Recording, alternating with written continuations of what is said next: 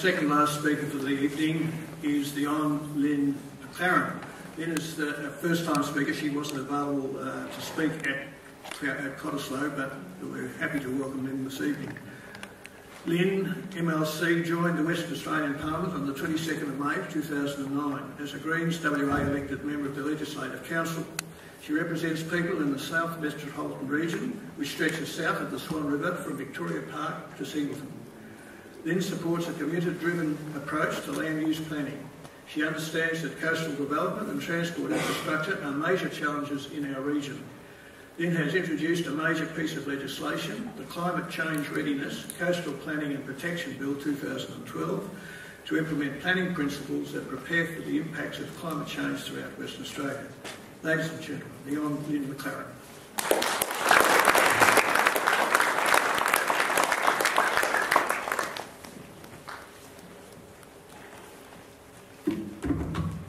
Thank you very much. It's a great pleasure to be here, and it's good to see that we've got a good crowd.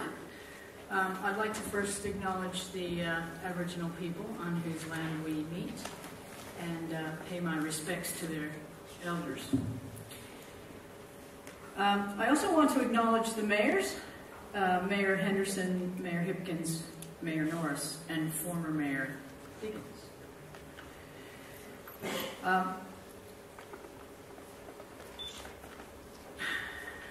I'm really delighted that the Western Suburbs Alliance has organized itself in this way to fight back. I have really been struggling in the upper house to make the point that the reform agenda that the Barnett government has set itself on is widely unsupported. And it really does take a community movement like this to convince our elected members that A, it matters, and B, there's something that we can do about it. So I commend you for your efforts. And I wanted to begin by talking about a little bit about what is possible, because sometimes when we focus on the problem, we forget what it is we're trying to achieve. I bring a perspective that is quite multidisciplined, as you can see from the portfolios that I carry. And in particular, I want to draw your attention to heritage and housing and transport, which are all intricately related to planning and community governance. And it's that view that the Greens bring into the Parliament, that everything matters, that it's very important that we integrate these decisions, that the Barnett government is repeatedly ignoring. So when you're looking at what it is we want to achieve, we definitely want community-driven planning. It's not something new, it's something that has worked throughout the ages. And in reviewing planning reform for tonight's report, I found a delightful paper from 2007 from a well-known planner and person who used to work within DPI at that time, the Department of Planning and Infrastructure. And I just want to provide this quote to you because it will hopefully put into perspective what it is that this government's doing. The Public Sector Management Act 1994 states that the public sector is to be administered in a manner which emphasizes the importance of service to the community.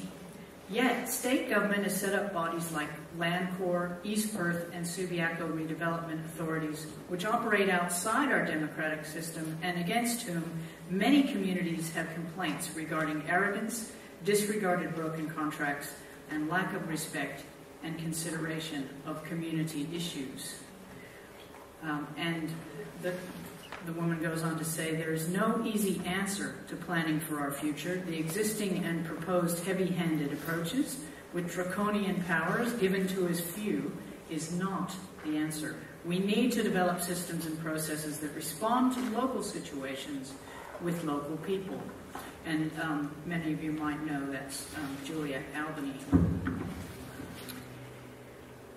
So it's not new, and it's a course of action that was she was talking about things that happened in 2002, and then at that time we had a Gallup government. So the course of action is not new, and it has been pursued by both major parties in this state, and in fact, as we've noted, around Australia. What the question that we're trying to address is the planning system failing? Why is it that we are seeking to reform it? I might go forward.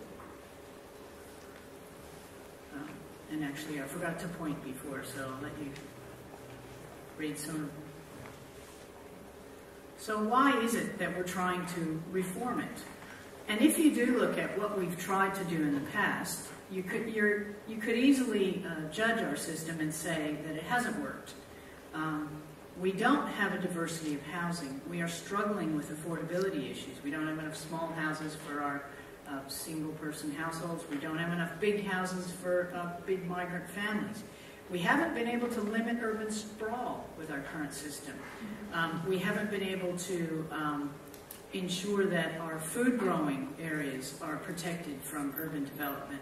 And we haven't been able to prepare adequately for climate change impacts or protect our biodiversity. So when the idea of planning reform was suggested, it is tempting. However, at each stage of the legislation that they put through several planning reform bills. Never have we been able to secure these principles and goals in the legislation.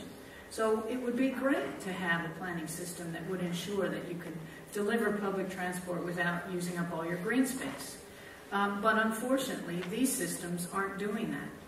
And Directions 2031, for example, came out without a public transport strategy, which was delivered 2 years later, which still is a draft one.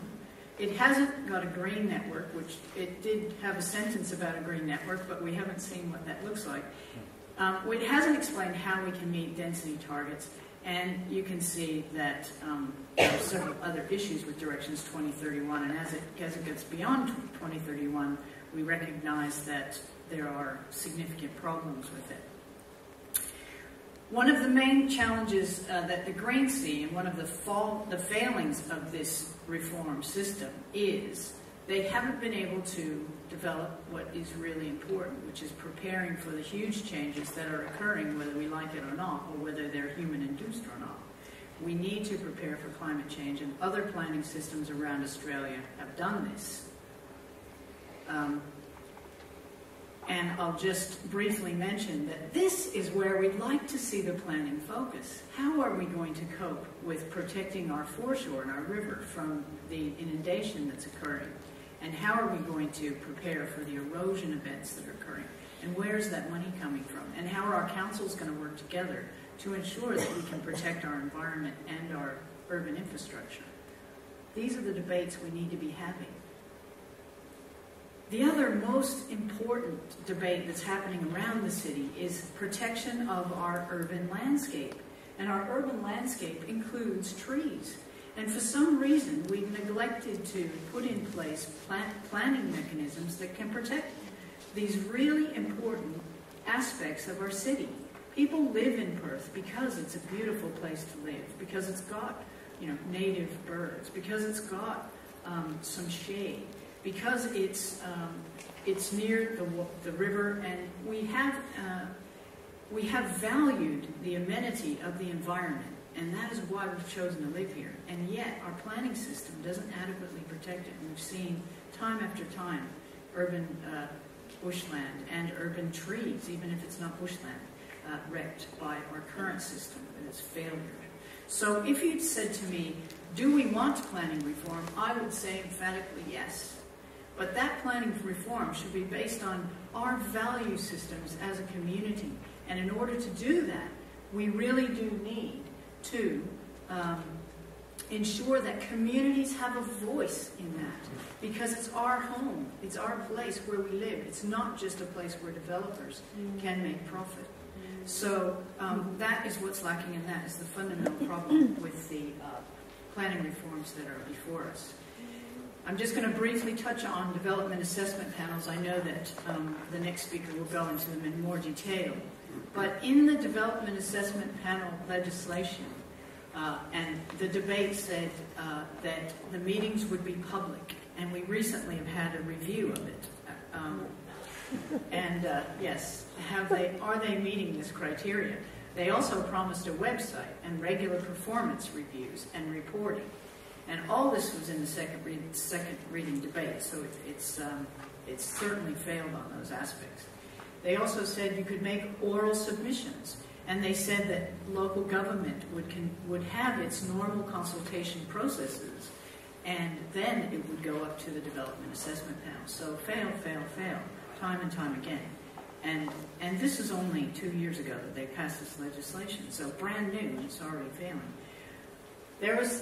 One of the other aspects of the reform is the Metropolitan Redevelopment Authority. And this is something that I think I had the council for a week on this one bill. And we had 80 amendments to try and pull it back into line. And the Metropolitan Redevelopment Authority, as you know, its biggest project to date is the Esplanade, turning it into buildings. And here they have completely failed to protect heritage values. They've completely failed to protect those significant trees of the Moreton Bay figs that were there. They have completely failed in the river impacts, because I think I was the only person who appealed the EPA's choice not to assess this proposal. And I said, surely there's some science about dolphins and about the river health that needs to be looked at. And because the MRA is such a power unto itself, it is charged with managing all of these impacts without all of the systems that we built up over time, which have proven to at least provide some scrutiny of these planning decisions. And that's why I said, let's at least have the EPA look at this. Let's at least have the Heritage Council view on this. And we've seen with the Metropolitan Redevelopment Authority that those few individuals that Juliet Albany identified way back in 04 or 07 have been charged with making these decisions without transparency and without accountability. Now I'm just going to briefly touch on the review findings. The DAPs and I've only just had a copy of it a couple of days ago. Thanks very much for someone who had sent that to me. And I will be spending the next few days having a look at it. But the sad fact is that Parliament only has 3 more days sitting. So this review of the DAPs comes out at a very good time. In fact, the lower house has already risen. And the review of the DAPs is quite revealing, because as we guessed, the review has found that the views and concerns of the community aren't appropriately represented and taken into consideration. And this is what the recommendations were. The recommendations are to lift the threshold from 3 million to 7 million. Now, I just want to touch on this because when the DAPS legislation was introduced into the Parliament, it went through several amendments. It actually was presented as a sort of an unfinished piece of work. And we were able to amend it, and I commended the government for doing that as we went along, but it was like we were doing their work for them. But one thing they did do was lift the threshold to 3 and 7, but it's still too low. And so I agree with the Western Suburbs Alliance that this is something that we need to amend. Also, it's recommending that DAPs can be optional, so you don't have to go to a DAP. If you choose, you can choose to go to a local council for your decision making. It's also said that only those projects which are of state or regional significance would go to DAPs. Well, even in this case, I fear that they will not adequately take into account community views. And a fine example of this is up in the Kimberley, where the Browns Basin has been subject to a development assessment panel. And the local community is not very happy about the decision that they're making. Also, multi-local governments. So if there's 2 or more local governments involved in a proposal, that would go to a DAP. But if it was in a single local government, they could just manage that. And finally, that approval from the WAPC and local government, if that's required in the proposal, then it would go to a DAP. So you can see here that even WALGA is trying to wind it back a bit. These decisions have not been made by WALGA, but they're going before the local governments for their consideration. This is not the end. The planning reform system has been resoundingly criticized, and yet, as many speakers before me have said, there is absolutely no acknowledgement of this on the part of our leaders. And that is where we stand in facing a state election. That in spite of all the evidence that these were unnecessary, and I'm going to leave you with a quote from the City of Fremantle, which they made. They were among the 177 submissions opposing DAPS. Good on you for making 177 submissions. And the report, which looked into those submissions, made great Hansard. We've got a lot of it on Hansard, and I quoted as many local governments as I could to try and prove that they had no support. But amongst that, in the review report, John Day's report said, oh, they're widely accepted, they're widely supported. You remember that? It was, and the facts were 44% to 55%, and it was 55% opposed. And he still said they're widely supported. And then 84% of local governments opposed it. 84% of the submissions opposing it were local governments. That is not support. And so what we have is a spin-doctoring government.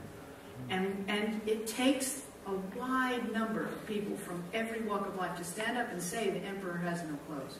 We have got to. We have got to do that because they are getting away with this on a daily basis in the lower and the upper house. And so this is why I'm delighted to be here and to share your pain, and also to say that we will not give up. We will provide a voice. If the Greens have always stood up to these what shall we call it? To these proposals, we'll just say, and we will continue to do that. And I would flag that the local government amalgamations are a real concern, because the latest rumor is that they will potentially be implemented before the next local government elections. And that means that when this time of next year, in October next year, when we're supposed to go to the polls and choose our local governments, we won't be able to, because there'll be commissioners in place until they can put in the new boundaries. And as every speaker before me has said, this is without you voicing your opinions. This is not a democracy. This is not what we signed up for. And we really do have to let them know at the next state election that it is just not on. And I'm going to finish with the City of Fremantle, which said, and the introduction of development assessment panels would be a disproportionate response to actual or perceived shortcomings in planning decision-making processes in a minority of local government areas or number of applications. Many local governments, including the City of Fremantle, already operate sustainable, accountable, transparent, and timely application approval processes. And I look forward to the day when we can have them secured, and we know that those processes are the ones that we can use to create the city that we want to live in, and so that we won't be subjected to these unaccountable panels of